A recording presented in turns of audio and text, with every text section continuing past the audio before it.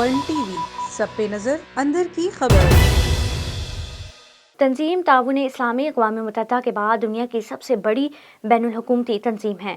مسلم علماء اور مدبرین کی جانب سے عالمی اسلامی تنظیم کے تصور پر دہائیوں تک جاری رہنے والے غور و خوض کے بعد اس کی بنیاد 1969 میں ایک چارٹر کے ذریعے رکھی گئی اور اس تنظیم کا صدر مقام سعودی عرب کے شہر جدہ میں قائم ہے۔ OIC میں 97 ممالک شامل ہیں جن کی مجموعی آبادی 2 ارب کے قریب ہے۔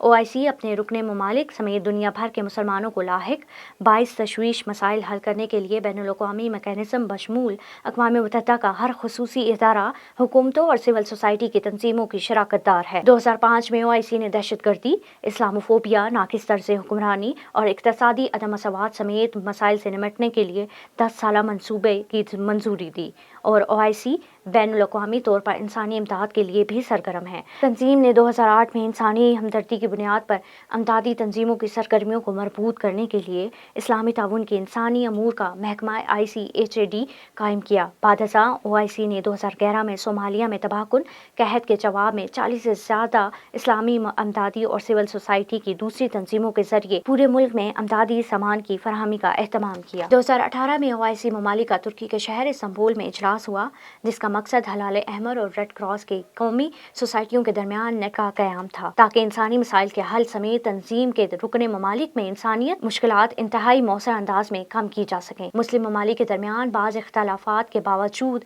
OIC نے طویل المدت ترقیاتی منصوبوں سے متعلق اپنی سرگرمیوں اور امداد سمیت صحت، تعلیم اور زراعت کے شعبوں میں اقدامات کے ذریعے ان ملکوں کو متاثر کیا ہے۔ OIC کا پہلا سربراہی اجلاس 1969 میں مقبوضہ بیت المقدس میں مسجد الاقصی کو نظر آتش کرنے پر مسلمانوں کے عالمی غصے کے بعد مراکش کے دارالحکومت رباط میں ہوا تاکہ اس واقعے کے نتائج کے حوالے سے فیصلہ کیا جا سکے۔ یہ رباط سمٹ ہی تھی جس نے ثابت کیا کہ یہ صرف عرب دنیا کا مسئلہ نہیں ہے بلکہ عالم اسلام کا بھی مسئلہ ہے۔ رباط کانفرنس نے 1967 کی عرب اسرائیل جنگ میں عربوں کی شکست کے بعد ان کے حوصلے بلند کرنے میں مدد کی۔